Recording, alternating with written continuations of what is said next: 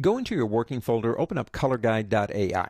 It's a very, very simple document. It's got 5 stars on it. You know what? I'm just running out of inspiration. I just can't figure out what I want.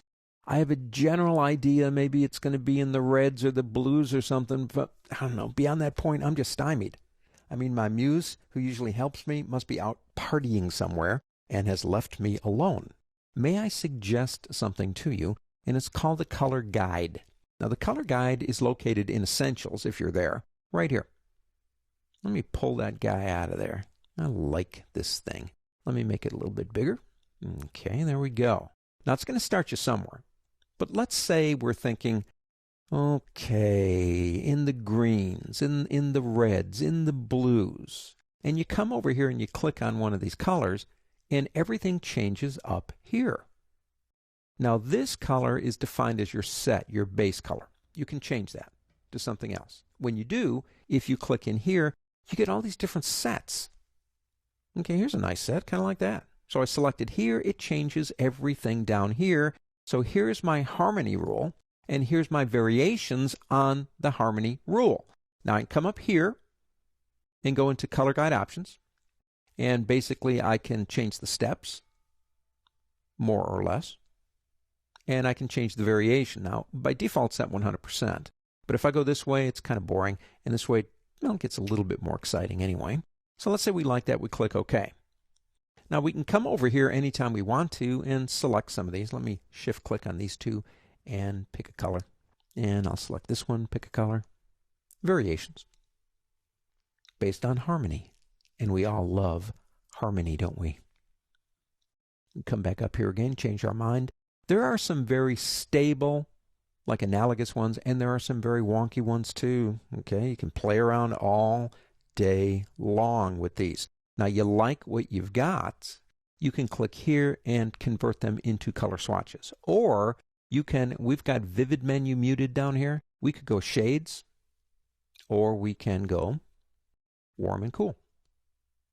Up to you. But it is really a great place to get some inspiration to get started in colors that are either analogous or complementary harmony colors. Okay, Color Guide. But what if you don't have a clue to have a clue? I don't even know where to start.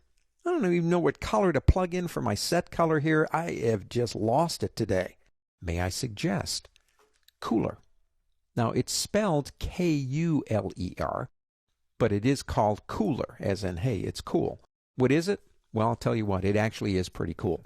If you come down here and click this button, now you have to be online to do this. It'll launch the Cooler website. And here we go. Gentlemen, start your engines. I've already signed in. You can see me up here. If you have an account, you sign in up here, or sign out.